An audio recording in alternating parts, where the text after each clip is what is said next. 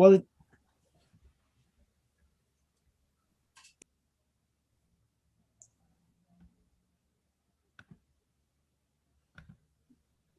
Hello, welcome everybody. This is Neil with Portal to Ascension. And how are you all doing today? Welcome to the Disclosure Agenda Show, the weekly Portal to Ascension show that's been going on for 2 months now. Thank you all so much for joining in. And if you're tuning in on the Portal to Ascension podcast, hello there. You can watch the live video on youtube.com/Portal to Ascension.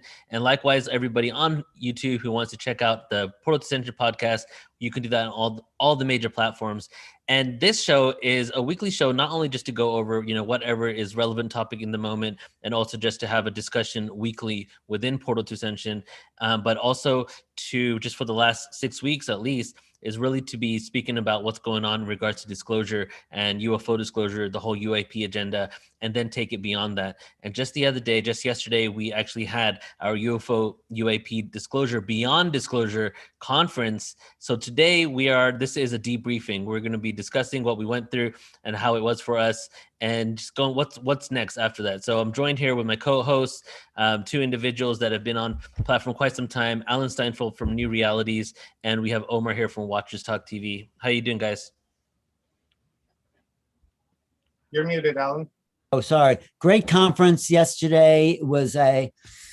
For anyone who wants to know exactly what's unfolding within the disclosure movement, I call it a movement, from beginning to end, every little piece fills you into the complexity of this situation.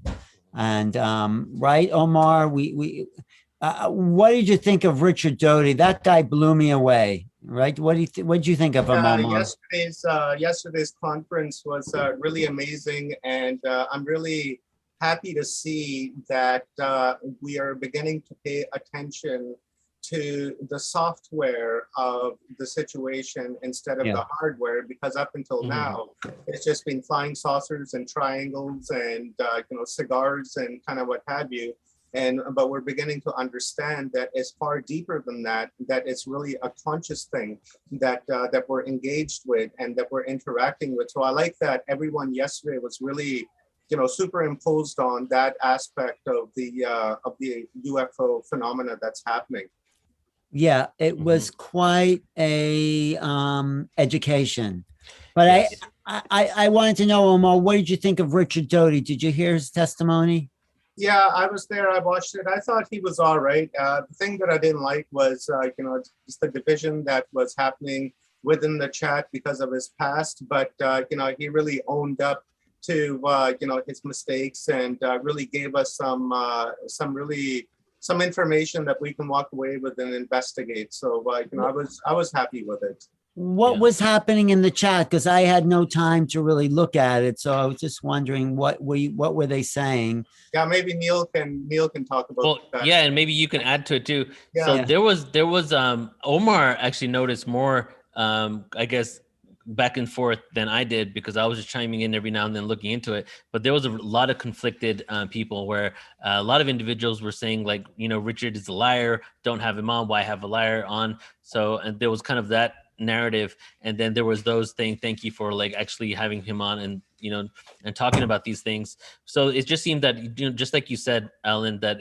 he was a very controversial person, and it really showed up in the chat room. People have all types of views about why we had him on there, but I thought it was extremely important because if he has lied in his past and is coming out now and trying to tell us what is going on, whether he is continuing to lie or not, it doesn't mean that we still shouldn't interrogate him and have a conversation with him to try to use our own discernment around it, right? Like, we don't want to marginalize people that may have an ability to assist us in this movement. Instead, we wanted to communicate with them and have a conversation about it. So I thought the way you took the conversation and how you directed it and the questions you asked were really important questions to, be addressed. Well, I didn't think he was lying. I think he was actually trying to come clean. I think, he said to me privately that he felt a little bad for the counterintelligence that he was doing when he was working as a counterintelligence. And I think he was sincere. I don't see any reason why he would lie now. He's not working for the government. He's not on their payroll. And plus he's not at UFO conferences. He's not on the circuit. He's not out there actively attempting to be a spokesperson in order to give disinformation. Only when he's approached, he seems like he's just a regular citizen at this point. And when he's approached and asked about it, he comments on it. Yeah, I think he's a simple guy. I mean, when he was working for intelligence, he was probably had to do things that he believed in. You know, that's how militaries work. You do this, you fight for your country, you believe in, and nothing wrong with that, except when, you know, you have to question something. Is this really something I want to do? And there's like no questioning. And well, what'd you think about when he said the danger thing? Well, go ahead, Omar. You comment on that first. Yeah, we also have to understand, like, you know, what Alan's saying, that everyone has a job to do. They did their job, and there's nothing wrong with someone switching camp and realizing their mistake and saying, okay, well, I don't want to be a part of that. I don't actually have to do it. I'm not under orders to do it. So they change their tone. And I think everyone deserves a second chance as well, for them to, you know, repent or whatever the case may be, for because they're really valuable as well. Because look at the information that he gave us yesterday. And, you know, like Neil was saying, if we had marginalized him, then the information that we got from him yesterday, we would have never gotten. It was pretty amazing info. Like the yes, I was just going to say that. Yeah, I've never heard actually anyone come out and say that. I mean, I suspected it, but what were you asking about the threat? He did say, what was that? He said it in passing. Okay, just by being a person that's observing, really good at observing the way people communicate.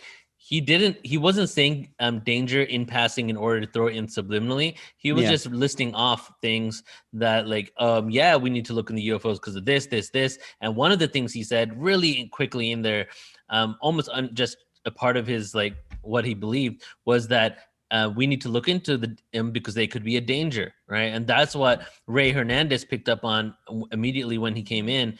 But I have some other thoughts on that, but I kind of want to just open up to you guys. And what do you really think about, you know, why he said that?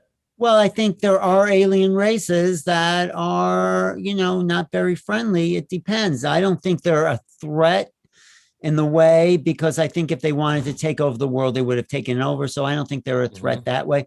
But Elizondo, actually, I asked him that question. Maybe I can get to that later on. But I don't know. What were you going to say, Omar? Yeah, he could have been saying that they're a danger, you know, maybe in reference to them shutting down our nuclear weapons and such, as you know, as they've intervened with that. So, you know, he could have really meant that as in a passing, that they could be a danger towards that, where they could cause something to happen, you know, just accidentally or, you know, nefariously. You know, who knows? That's the military mindset right there, right? Like he comes from the military. Exactly. So that's just the lingo in which he communicates. So you kind of have to take everything with a grain of salt.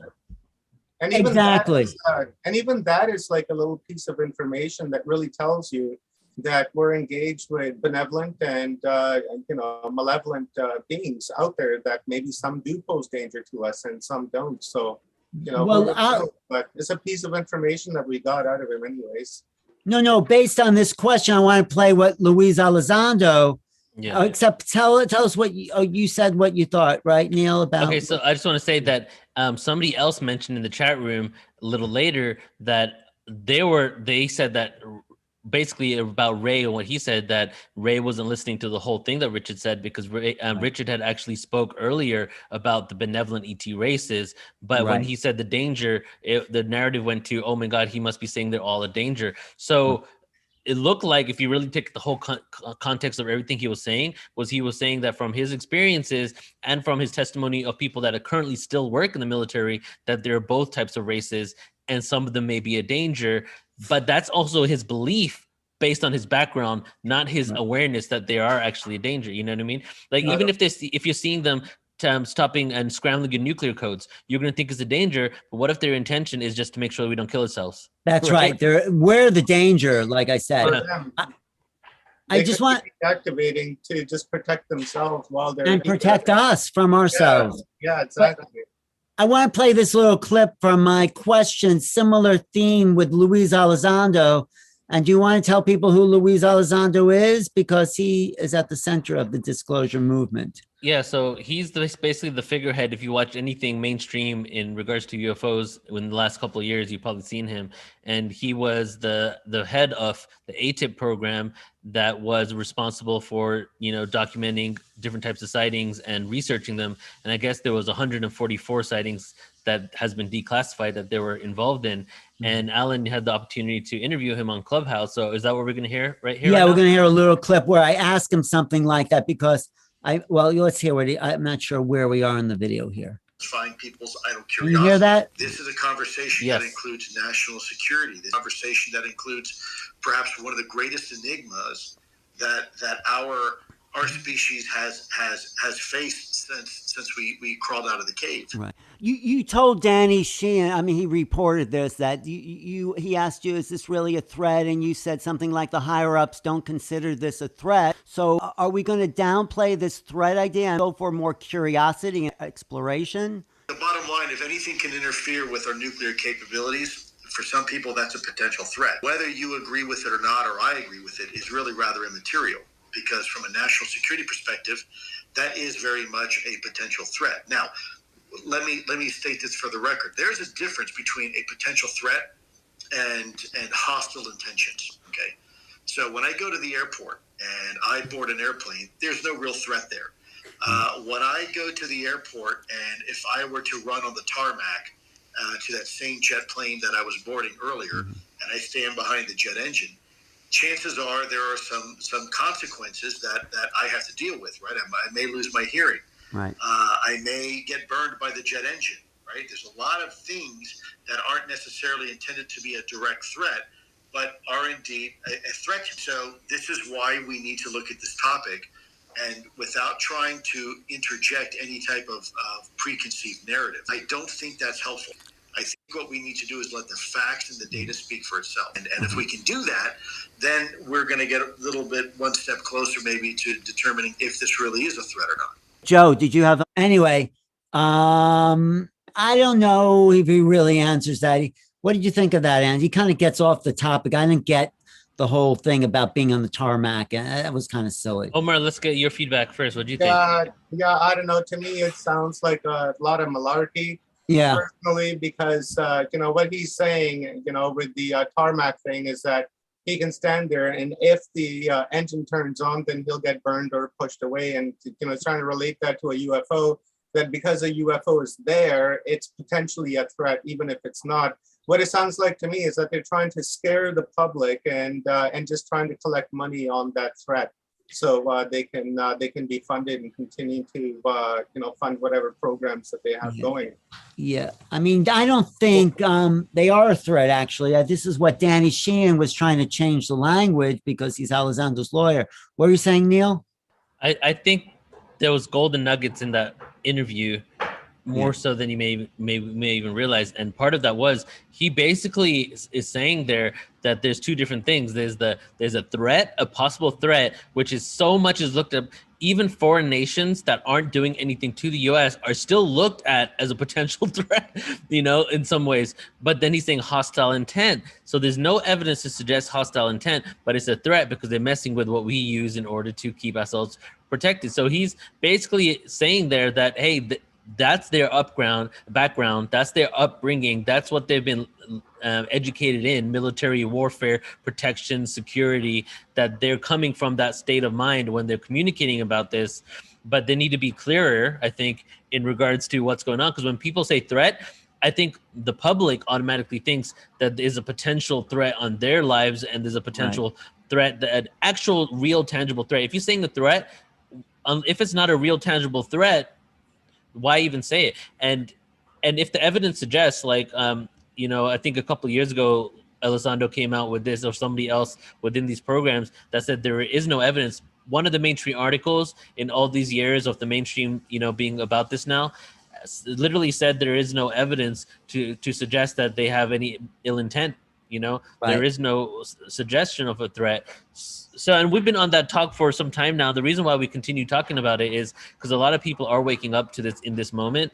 And if you start by learning and thinking that there's a potential threat, and that's the foundation of your awakening to the UFO subject, that's not really, maybe not a good place to begin.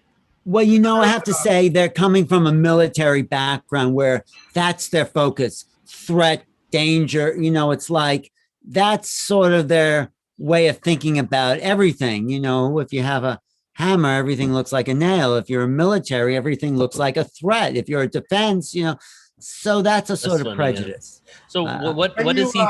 Let me just add this. When you look at it from another perception and from a record, as he was saying, right? I don't remember any time where aliens have attacked us, but there has been countless times where humans have attacked the aliens. Like, for instance, that famous incident in LA in 1982, where they opened up the artillery on the UFO. So if anyone's a threat, it would be the humans. From record speaking, right? Because he's talking about records, and that's just to add that there's one on the humans and none on the visitors. Yeah, is that the one? Because there was a case where the U.S. basically started sending missiles or was shooting at a UFO, and then the UFO came back down. It coalesced into this ball of light, and then it started actually retaliating, firing back at the people that are firing on. The one I'm talking about, this one went around behind a mountain or something, and then from there it disappeared. It was happened like I don't know, like 3:30, 4 o'clock in the afternoon, or it could be actually in the morning, because they had floodlights pointed up at this UFO, and they sent planes after it, and they think that they damaged it. But nothing really came out of it from what we understand. But again, there's that attack from us towards them. So this guy should be he should do his homework when he starts talking about threats and who poses more of a danger than anything. We project ourselves onto everything external to us, So like we see what we do on this earth, we assume others will do to us. When it comes to the ETs. Right. And we have no idea what ETs are like. I want to play one other clip, Neil, from this interview with Elizondo, because I think it speaks directly to the situation we are in.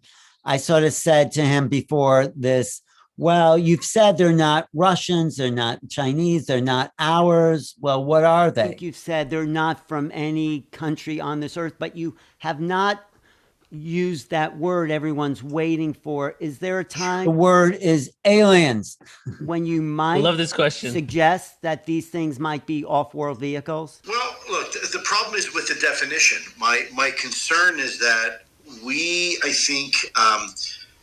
I think we as a society have gotten a little bit lazy.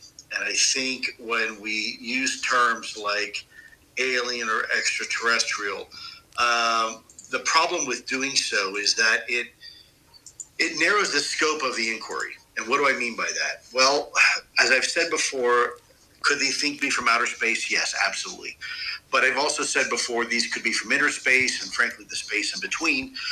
The more we learn about quantum physics, the more we realize that the universe is far more complex than we ever thought. And to put that, case in point, a lot of psychologists right now believe we are what we call cardiosocial animals, and that is because the first 9 months of our life we spend in our mother's womb.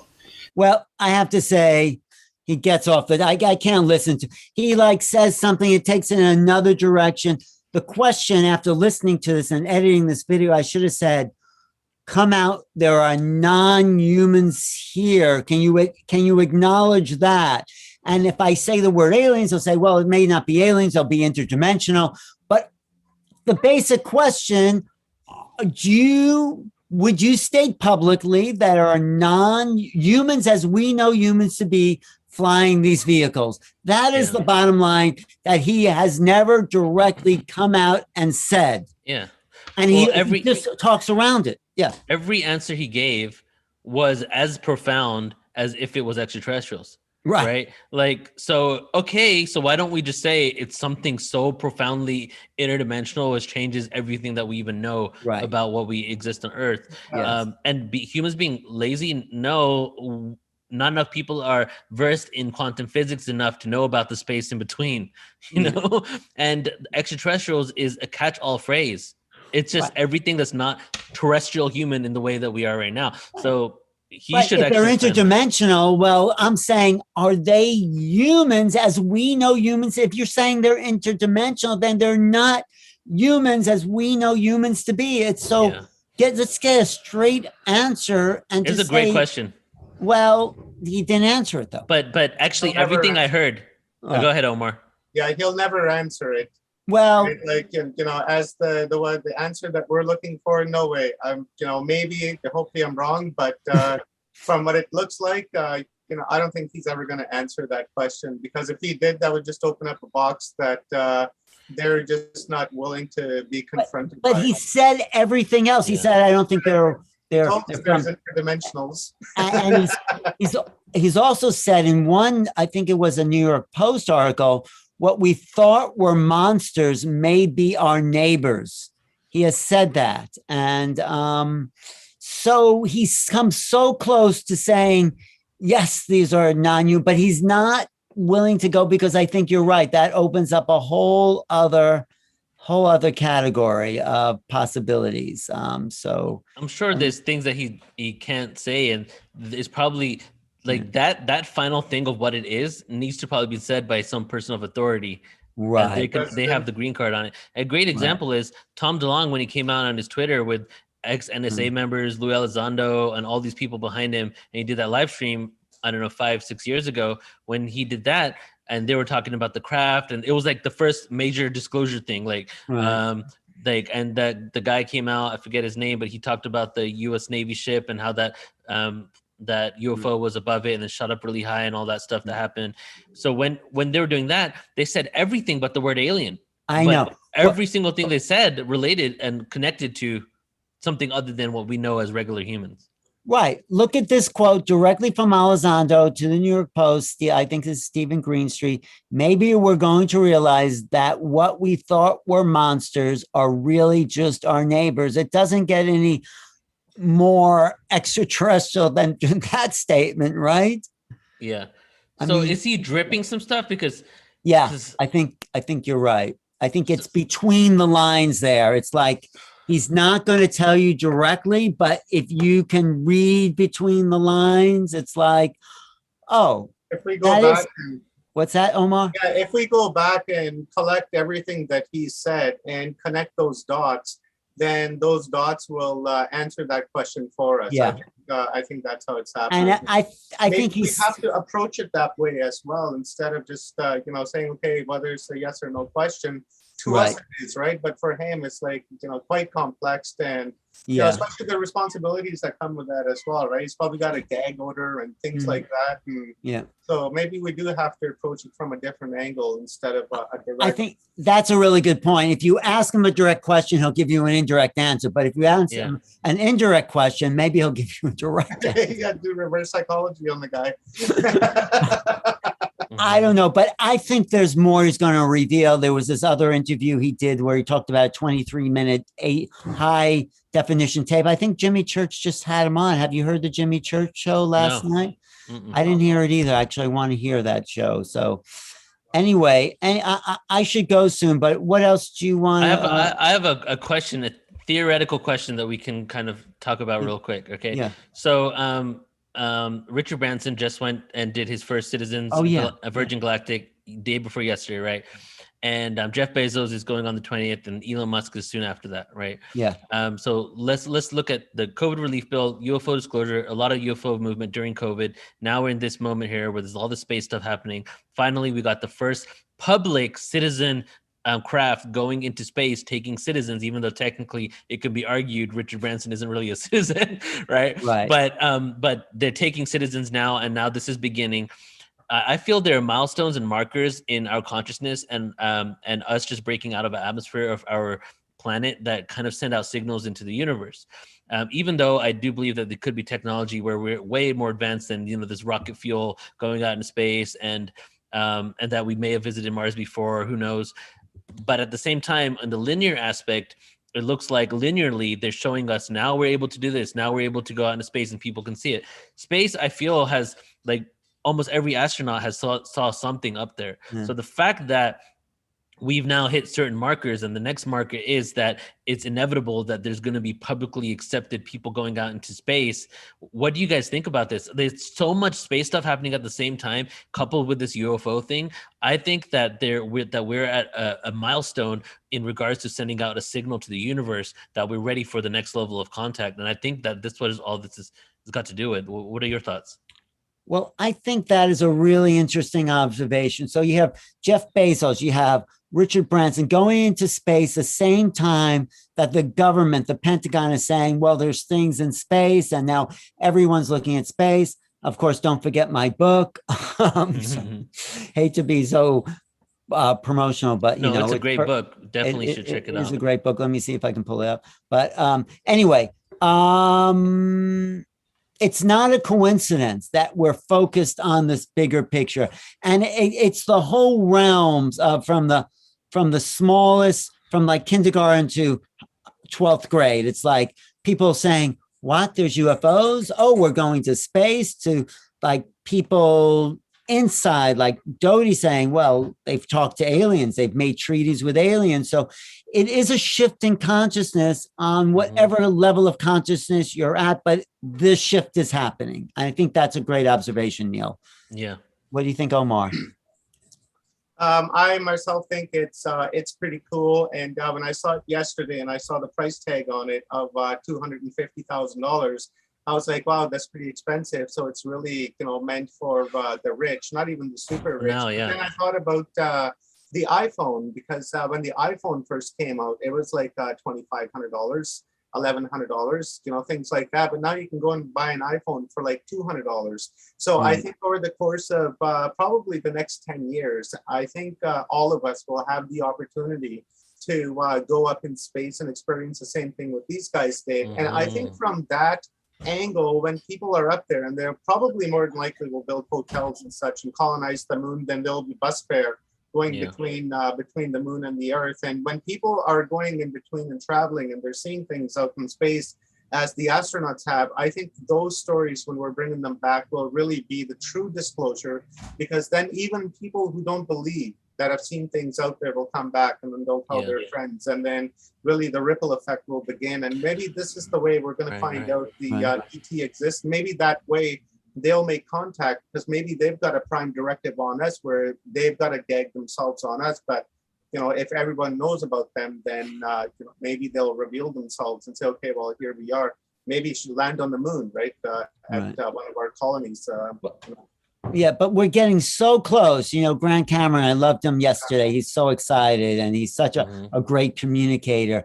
It's like he says, we just have to keep moving the football down the field, and I think we're really close to the goal line, except they keep moving the goal line, the goalpost. But I think we're in really exciting times, and I think we are closer than ever. And I think, to your point, Neil, there is a mindset change that space, citizens going to space, we're not talking about astronauts, somehow whatever's out there has just become more accessible, and it is a whole shift in thinking that is filtering into public awareness. I feel like we're in a sci-fi movie, and we're at the beginning phases of, like in the beginning, before they fast forward to the future, they show when humans finally first make it out into space, the first satellite, the first spacecraft going to space. And then all of a sudden we're there hanging out, and there's like a group of people there, and then some UFO pops up and goes, hey, you're here now.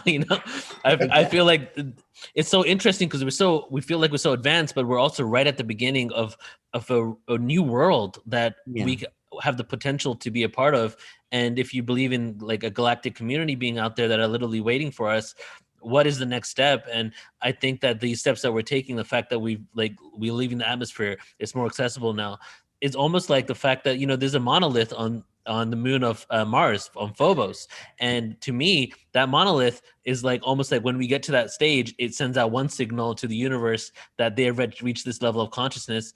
I think the next monolith is us going and having space being more accessible is going to have to lead to inevitable disclosures. And let me just add one more thing to that. China, India, US, all going to Mars right now. And then within a few years is the first manned mission to Mars. You know, it's already accepted by the mainstream that Mars used to be a planet was probably inhabited, right? Yeah. So what are the things that we're going to start discovering and are going to come out pretty soon?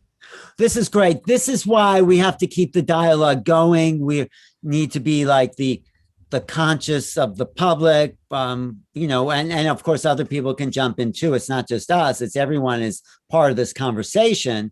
That's why I wrote this book. That's why I'm promoting it for the guy who said, why don't you just tell people you're promoting the book? And I'm promoting it because I think we need to understand the bigger picture. And that's why we're doing these conferences. And I should go, Neil, because some people are waiting, but great to see you, Omar. Thank you for all your entire, and I tell people also, I'm going to get off by what you're, and I'd love to be part of your upcoming festival in August. Yeah, we got that all worked out. Okay. Absolutely, you're a part of it, and good. we're gonna make this happen. Yeah. Oh, thank you. Okay, Neil, be in touch, and All right, brother. Thanks for everything. Thanks for including me. Thank you, man. Talk soon. Okay, thanks everyone online. So Omar, since this is the great opportunity to transition into speaking about your event. Yeah, brother, got a with Full Spectrum Universe, my homie Rob.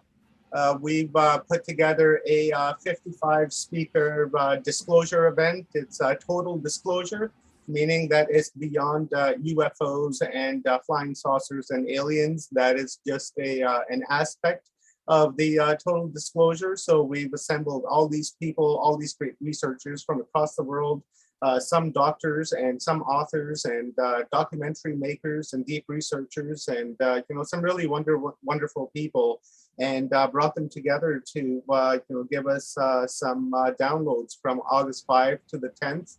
And we're just going to bring them on hour after hour and take a break in between, listen to some conscious music and meditate a little bit and allow that information to settle in, and then do that for like 5 straight days, and then hopefully walk away with, you know, some profound information which we can use in our day-to-day lives, because that's really the intention here for me, is to bring information that people can use in their day-to-day lives. Like, sure, aliens are really cool and stuff, right? And UFOs are awesome, and they've got lots of tech that could probably help us, and maybe we have some, maybe we don't, right? Really, it's not really all that important when I got rent to pay on the 1st, right? And then my kid, how do we make it more practical?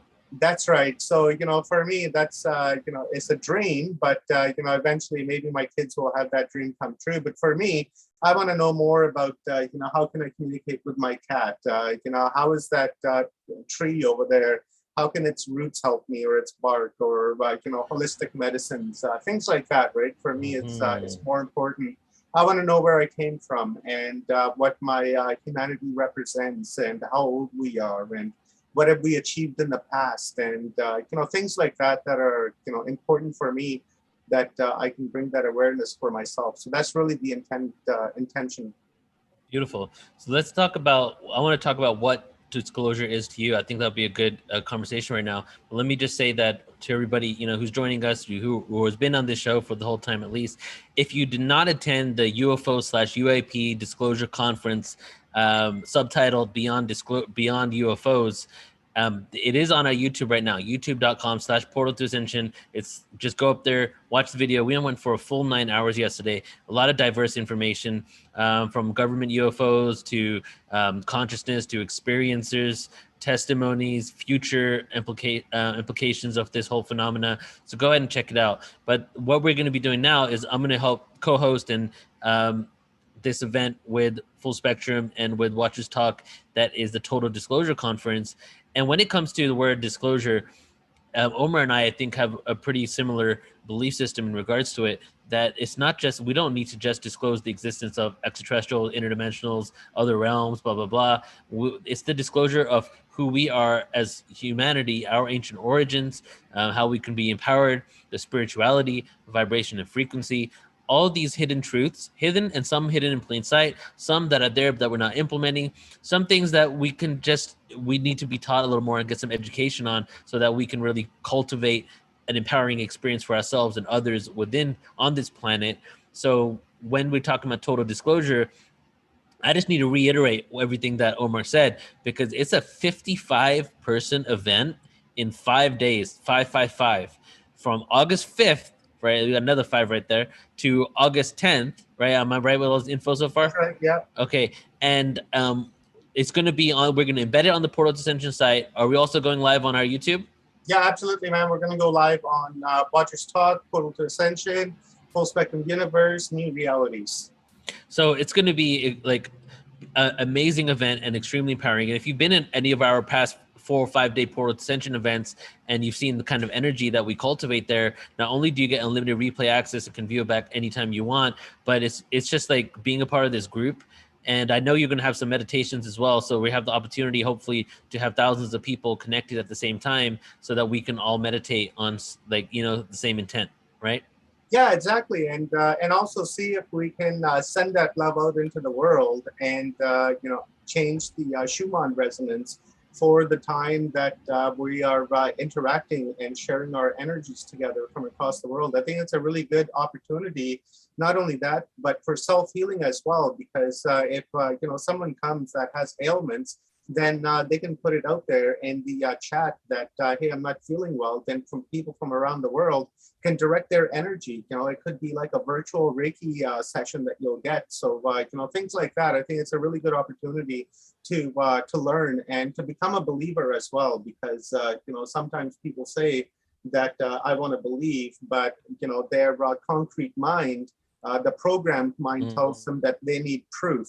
Right. So, it's a great opportunity to engage people and to try to get that proof that you're looking for through global meditations and, astral traveling and remote viewing and things like that. Because those are the kinds of things that we talk about anyways, because we understand that everything is based on consciousness.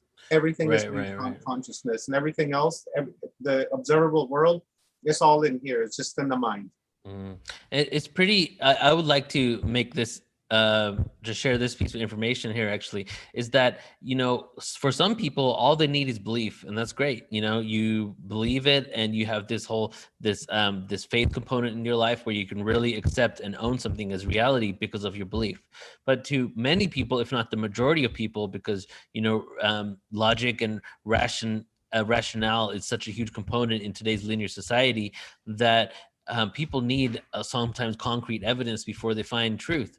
The reason why there's so much atheism in the world and people leaving the churches and religions is because they're looking at it and they're seeing rationally looking at this stuff. It doesn't make sense. But the reason why they find spirituality soon after that is because their rational mind takes them into this realm of vibration and sound and frequency and consciousness that makes more sense. And you can even begin to quantify now through science, right? So it's important to note that it's not just one thing or the other. Like, okay, we already know all this stuff. We don't need to know this anymore. Well, there's millions of people out there that don't know this stuff that do need it.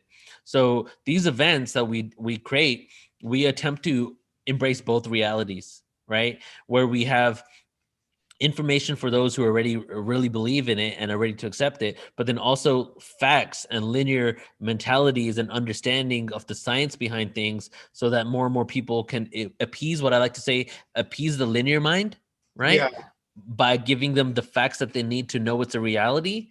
And then after you've appeased the linear mind with some facts, people are more open to the truth. And when they are more open to the truth because they've heard these facts, the frequency of that truth has more of an ability to affect you in a positive way.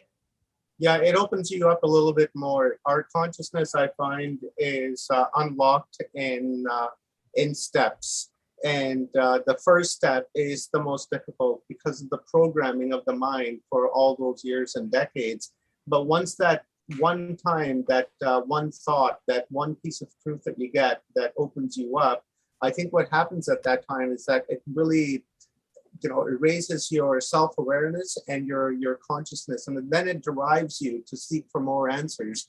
And then in steps, your consciousness is unlocked, and I think that's how really it works. And a lot of the events that I create is geared towards that mentality as well, right? Because my idea is to bring one piece of truth from one speaker, and then through an event of however many people, then that's how many pieces of truth that I walk away from that, and and then from that truth, my awareness is increased because now I understand myself and my environment, even much more clearer than I did previous to that. So, and then that there raises my consciousness, and then I want to know more. And it's a big game.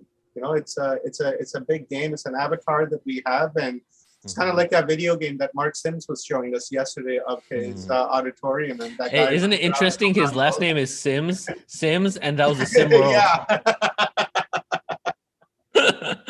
That's pretty cool. Should have told him that yesterday. I just thought of it right now, actually. That's funny. So, okay, Omar, why don't you, for whoever's on watching this live, if you could share your screen and show the event page and who's on it, and whoever's on the podcast listening to the audio, maybe you can just go over a few of the people you're not most excited, but some of the information you're excited to, go into during this total disclosure event. Yeah, here I'll pull up the list, and meanwhile I'll show you the poster that was created for this that just came at me just not that long ago. That's the poster that we're going to be using. I'll be putting up the registration link probably in the next day or so, and then we can begin taking registrations. Let's see if I can pull up my document. It's so exciting how much of this information and content is out there now, and how many events are happening. It's just non-stop stream of awareness.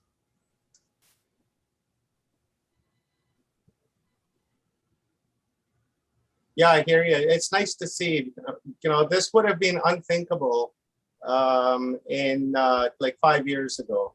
10 years ago, it would have been just totally unthinkable. And really, and again, at the end of the day, you're like a pioneer of this, Neil. And I've said this again and again and again, even though I've been around for a few years, but you've been around, a lot longer than I have been. And the events that you've created and the way that you started and created these webinars and these conferences and, day conferences and then weekend conferences and in person and then mega ones, like 50 speakers, 60 speakers, it's really, motivated me and, and encouraged me to do the same. So you're like a mentor to me because, you're an innovator in this and I really enjoy what you do. And I want to be a part of that. So that's, so I continue to do it. But I have to say, brother, you're an innovator of, of this industry. What you're doing today, what we're doing today, you were doing long before the rest of us were doing. We weren't even thinking about this kind of stuff at that time. Here's my list of speakers. Let's share that. And I get excited when others do it because it's all about collaboration, not competition. Because why I'm doing this isn't to be the only one doing it. I'm doing it in order for more people to do this so that we can create a world that I know is possible. And that world is a world of universal peace, happiness, love, disclosure, transparency. That's all possible, but we need to do the inner work to get there. Yeah, there's no room for expansion or going against each other, competition, things like that. We're beyond that. Our conscious, that's lower brain thinking in my opinion. And we are we've made ourselves public figures and role models, and and it's through our cooperation that others will see, and hopefully they'll cooperate amongst themselves. So it's really it's a responsibility that we really have. Do you see my list here? Okay. Yes, I see it. Let's go over maybe and show us 4 or 5 of them. Tell us. Yeah, I'll do George Mitrovic. That guy's awesome. He's going to do a lecture. He's a author of 70 books of space and ancient things. And then we got Brad Olson coming on, and then we have Geraldine Orozco coming on, and then we have John Shaughnessy, Dr. Joan of Angels, Jason Martell. Really looking forward to that. Dr. The Hertex. Yeah, the Hertex, Dr. JJ Hertex and Desiree Hertex coming. Who else? Dr. Rita Louise, Ralph Ellis, Scotty Mary Roberts, Joel Ayala Apanya, Roger Spur, what's his name? Patrick Giles, Bibu Dev Misra, Jeremiah Fountain, Alan Steinfeld, Michael Cremo, Philip Kinsla, Mark Florentino, Richard Patterson, Patricia Awan, Dr. Sam Osmanovic, Laurie Love, JJ Ainsworth, Chris Blackmore, Stephen and Evan Strong, just a lot of wonderful researchers, and also Dr. Lesson and Janet Lesson. They're wonderful. I love having them on. Their energy is just good energy. Yeah, for sure. Like Stephen Cummins, Leah Capitelli. It's really divided in Neil, in the point of like showing every aspect. Like we're covering UFOs on one day, and then we're covering ancient history, and then we're covering contactees and experiencers, and then holistic medicine and animal communication and the paranormal and space and zoology, because all of these things are really, they're connected in the greater web, and we need to understand what they are. Because we're interacting with it, right? So for me, I want to know what I'm surrounded by, and that really piques my interest. So this list really has a full spectrum of speakers coming in. Exactly. It's gonna be extremely exciting. So just to let everyone know one more time, August 5th to the 10th, if you're on YouTube, which you are, because that's the only place where you're going live right now, go ahead and subscribe, because this is actually where it's going to be. If you're not on YouTube, youtube.com/portal to ascension. Also, Omar is going to be launching an event page, so he'll probably be back in a week or two. And go ahead and let you guys know where you can sign up for it. But again, it's a free event, 5 days, 55 speakers, much content.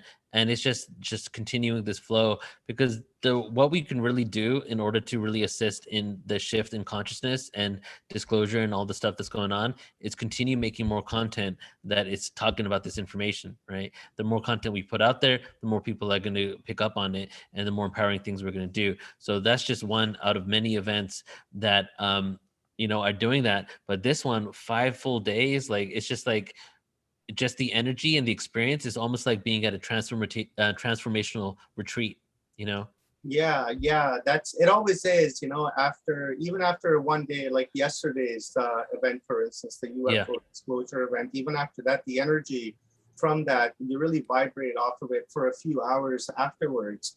And then for like these multi-day ones, you bring in the energy from the previous day, and then it just builds on that. And the next day is even more energetic, and speakers pick up on it, and they're more vibrant and energetic and more involved. And and my favorite part, I would have to say, out of the event, the entire event, is usually the discussion that's happening in the chat rooms, because I think there's more information and more truth bombs being dropped in the chat room than there is actually from the speaker. The speaker just happens to be the quarterback of the catalyst, the conversation. Yeah, exactly. And then you got this links being dropped, and experiencers telling you things, and it's just amazing. So for me, that's the best part about all the events for me. Right. So Ray Hernandez, right, the experiencer, did the survey on the academic research study on people that have contacting and abduction experiences. All right. He was our second speaker. If you don't know who I'm talking about, go to our YouTube, watch it. And he got 50 emails from people from our events, all interested in his research. Right. So we had hundreds of people. I think at one point we had on all the channels, maybe up to 500 people watching live. But to have 50 people from that email a speaker about some data, normally it takes a few thousand to get one person, to get 50 people out of those few thousand to email one person. So the fact that we had that many people, and that many people actually emailed him, went to show how hardcore dedicated probably most of the people were that were on this event, and how much how passionate they were about this information. And another, testament to that whole reality is that we only started promoting our UFO UAP disclosure conference 4 days before we went live with it. And we had 900 signups within 24 hours, right? So it's the energy right now, and people seem to be very passionate. And because of that, and because we've seen how passionate people are and they're ready to do it, we're going to do more and more of this. Right, Yeah, Omar? people are they're hungry, and I think what's happened over the course of last year and a half has really opened up people's eyes, and they're branching out now, and they're beginning to see the light. And to me, another thing of that 50 emails is really a testament to the fact that people are opening up and they want to know more. And there's that's another aspect of all those emails, and could be that you have researchers that are going to get that information, and then they're going to spread the seed, and then that's going to have a ripple. And it's really for me, it's like really opening up, and people are really, you can visually see it. Like if you look at it, you can actually see people waking up. You can see all these lights just popping on everywhere, and it's nice to see, and it's a validation as well, right? Because to the Hopi, because when we look at everything that's happening right now, the Hopi said that there's going to come a time where there's going to be a fork in the road, and that fork in the road, I think we've just approached it, and a lot of people are taking the route that is going to be consciously good for humanity, and because people by nature are good. Right? Don't let people, make you believe that they hate people and people are no good and, they're parasites and blah, blah, blah. No, absolutely not. Every person, they just want love, and every person is love. And I think if people are given the choice to either choose love or abuse, I think people will choose love. And I think we're heading in that direction now, where we're beginning to see a lot of love too, on social media and at conferences and events and such that we do. Right. You know why I think humanity inherently is just like so beautiful, and not only that, just like there's hope and there isn't as much darkness as we may see, is because of one thing, is what you just mentioned, is that almost everybody, if not everyone, just wants love and to be loved, right? And a lot of times when people act negatively or angrily or seem to be evil, it normally happens because of their lack of love or nurturing at an early age. So a lot of this, like this hardship, this struggle, this like negative energy we see is only an absence and a lack of nurturing and love. So if we all were able to grow up in a world where we had that as an understanding from society and the world, that's what's needed, so that we made sure we created institutions, we created systems in order to cultivate that, we would more likely be in a world where people have this love at an early age and feel supported for their life, and so that they can be the best version of themselves when they get older. So it seems like the solutions are very easy, but just implementing it when you have so many different people and so many diverse opinions and perspectives and religions and divisions, that's where the challenge comes in. So one thing is we all want love, and a lot of the people that are doing negative things, even military, even people that are anti other governments and all that stuff, a lot of them inherently think they're doing the right thing.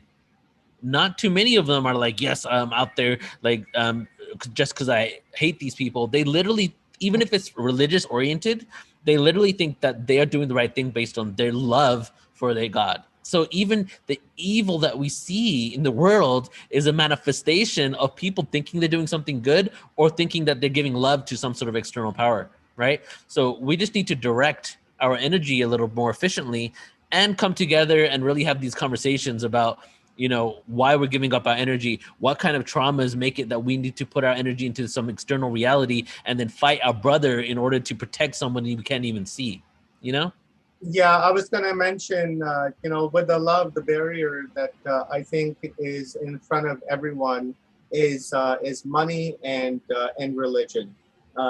Religion. If you're the same religion, all is well. But God forbid you're a different religion, then you're on the chopping block, and it seems that love is out the window. And same thing with money. It seems, because you may know, people that know me, I'm really interested in serial killers and such. And the thing that I've noticed is that all of them never had love in their childhood. They were abused by their parent or their caregiver or whatever the case may be. So, they became really cold and unempathetic. But the problem is that the money creates that barrier because people are so programmed to be in pursuit of economic gain and that they forget about everything else, and that seems to become their sole focus in life, or tunnel vision, where they block out their family, their children, their wives, their husbands, whatever the case may be, and money becomes the most important thing. So I think if somehow, like in the Star Trek world, if we can somehow just get rid of money, then I think that barrier to love would be, would disappear. And I find that I think a lot of people then would have time to spend time with their families and with their friends and with their neighbors and begin to respect and love them. And that's how it would really, spread forward. But, that I still think, man, is that money is the absolute biggest barrier. And when it comes to, when it comes to love, because people seem to have love for the money and not for the fellow man. Well, society has been created in a way to make it that money, money can be, I feel like we are going to, in an evolved society and evolved consciousness, evolved society, money probably will not exist. No, we're I don't think so. Get to that phase, and it might be a transition to get there in some time. But while we're getting to that place, we need to figure out, we need to make sure that money isn't our first priority. And part of that is maybe having some basic needs met, right? So that we don't have to worry so much. And then secondly, it would be that instead of corporations, basically, like, if you take economics 101 and they talk about capitalist corporations, what's the bottom line of every single corporation? It's the shareholder, rather, whether it's publicly shared or if it's the individuals that own it. And what does the shareholder want? Bottom line, which is money. So the reason why, like there's people that talk about conscious capitalism and then how capitalism is bad. Some people say we shouldn't have capitalism at all. But the reason why capitalism went in down the route that has created some sort of negativity, is because it became the number one thing that capitalism is responsible for cultivating is more money. And if you're doing that, you're not considering the earth, you're not considering humans. So after 100 plus years of this evolution, when we maybe were a little more conscious about our surroundings at that point, now it's just become, how can we be the most efficient and cut the most corners in order to get the most money, right? So it's not looking at how we can utilize. So for example, the GDP in a country near India, I forget what it's called. It's like the happiest country in the world. Starts with a B, I think. But their GDP is based on gross domestic happiness, right? Oh, yeah, I like that. And their gross domestic happiness is based on certain principles of how they measure the society is doing, right? And if we had money, like you can right now, maybe money, people need to get money in order to be able to cultivate and grow the business bigger. But if we had, you need to equally be taking care of the earth and people, and those are the two things that you're judged on based on your success in the world and business, I feel that would be the first steps needed to eventually get to a world where we don't even need the money, because we live in this lack mentality, right? But you and I both know that we live in an abundant universe and everything is energy. And now we're figuring out how to manifest energy from nothing into something, right? Mm-hmm. So what's next after that? Are we able to like make food out of thin air using quantum technology like Star Trek, right? Yeah. So we're at this precipice of this reality that we can embrace. And part of that is going to be the eventual, I feel, transitioning out of money when we realize we have more than enough. Yeah, and I think also another really great example of us transitioning towards, a cashless society is that we have robots, we have drones, we have factories that can operate on their own. We have machines that can mine, we have boats that can fish, and we have printers that can, print houses. So I think, we're coming to a point now where people won't be needed to go and do these minuscule jobs and that it'll be taken over by like robotic functions. And I think that'll give the world an opportunity, because at the same time, the production is still going to continue to happen. We're still going to get macaroni and cheese coming off the the old server conveyor belt. We're still going to get our potato chips. But people that were making them, they're going to have a lot more time on their hand, and I think that's going to create a a happier person. But that person needs to have a cause, right? So I like that gross domestic happiness. I think we should implement that everywhere. But we're on our way there, man. We have drones that can work the farms. We have machines that can plow the fields on their own. Just one person needs to sit there and compute it in and program into that, even into the AI. So we're almost there. There's I think we're coming to a point now where we've realized that because 99% of the world's wealth is in the hands of like the 1%, people are not sitting well with that. And because they're not sitting well with that, I think over the course of just the next few years, once these taxes begin to go up from all these relief funding that we've had, right? Once those taxes start to go up and people are going to, see their income go down because of taxes, I think that's when they're all going to rise up and they're going to say, hey, wait a minute, we have, the absolute, trillionaires on this planet, and they could cover these debts no problem. So why is it that we have to pay? And then when that eye-opening, aha moment happens, then I think we're going to go in a different direction altogether. A lot of times it's just numbers in a system, just like we owe France this much, like the deficit we have after how the US I'm talking about, out of how much is given by the US government to all these other countries, yet we're always in debt.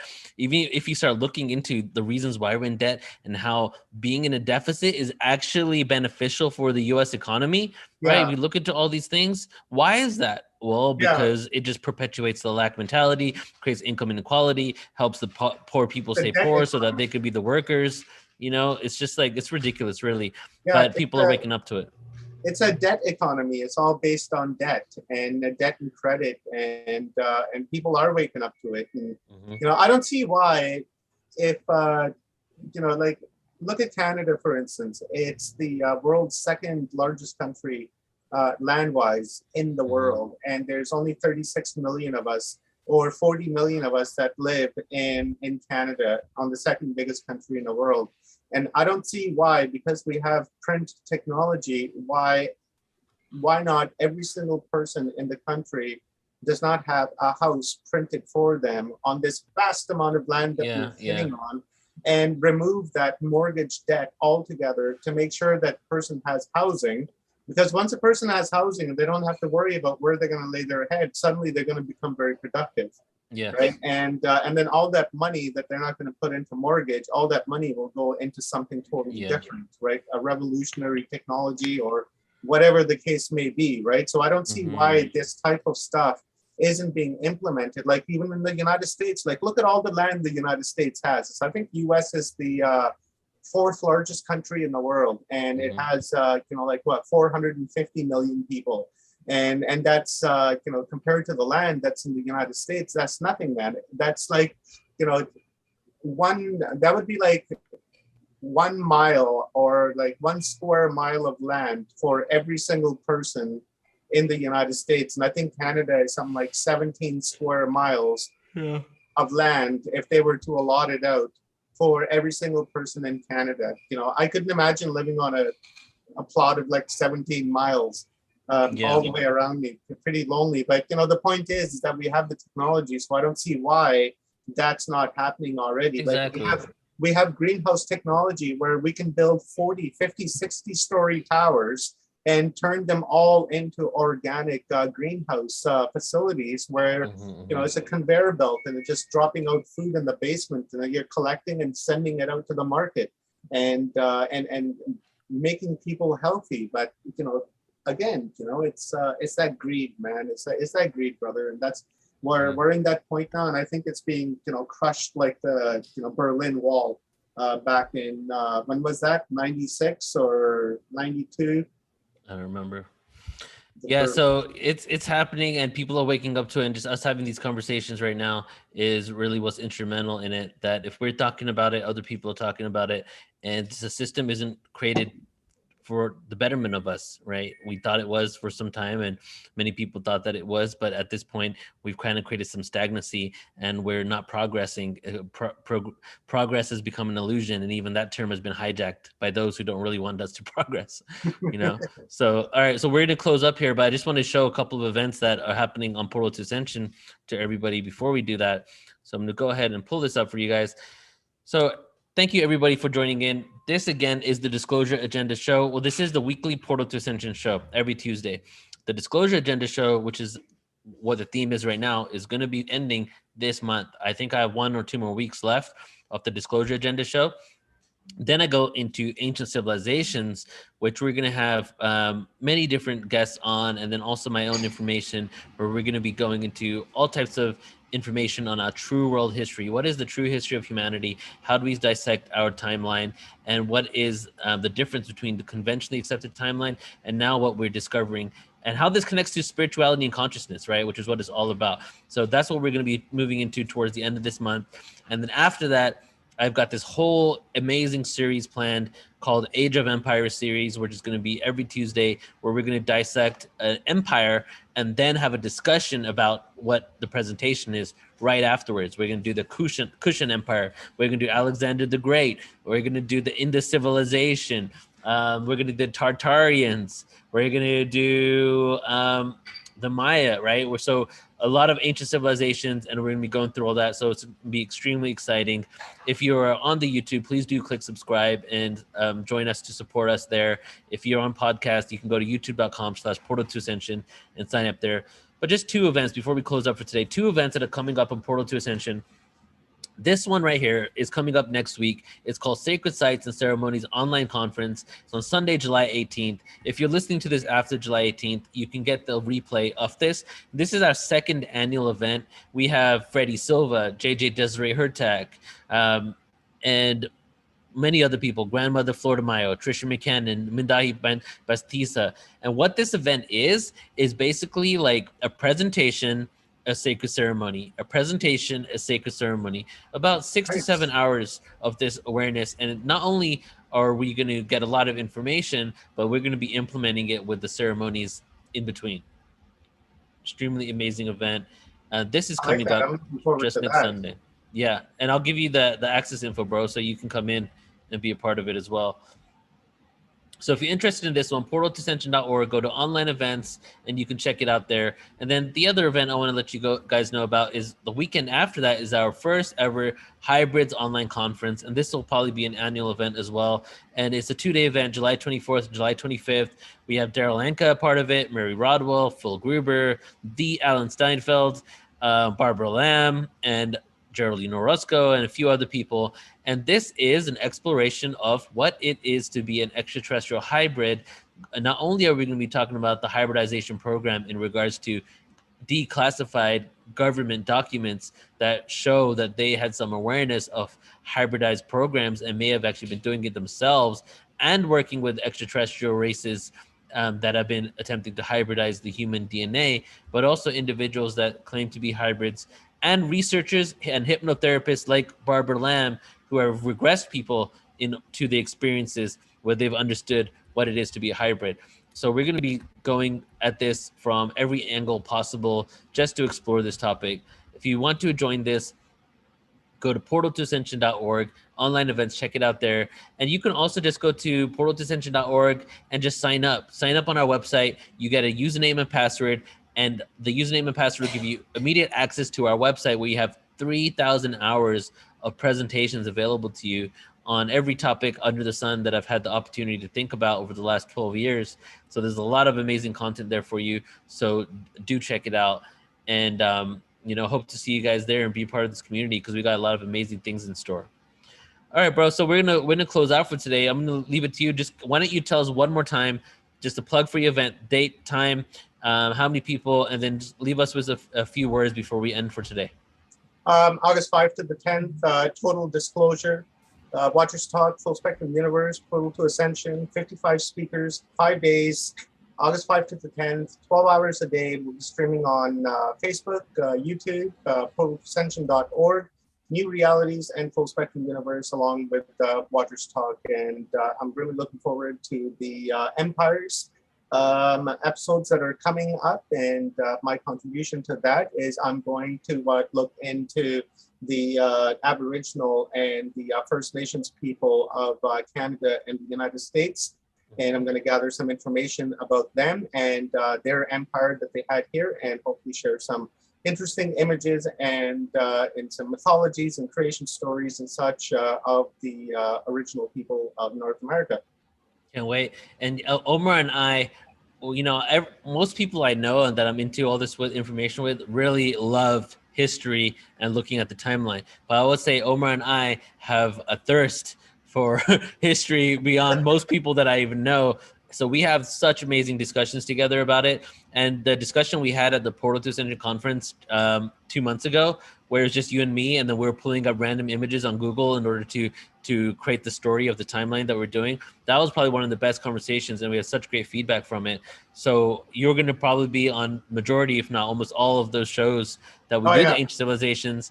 And not only can you share your information, but the ones that you're listening to, you'll be part of the discussion afterwards, so we can get your perspective on things. Yeah, I'm going to put together a extensive one. Probably 5 or 6 different presentations, and Nice. And then contribute that into the overall pool. Yeah, for sure. History. When it comes to history, like I've always said, I want to know where I came from, and the only way to do that is to research and read and investigate, and that's what we love to do. And do what you love and love what you do, man. Yes. All right. Just a few. We're closing out now, everybody. Just again, please subscribe, and please do go to Portal to Ascension Radio on any platform: iTunes, Amazon, Spotify, Pandora, blah blah blah, and sign up there. But just a few shout outs to some people in the room here.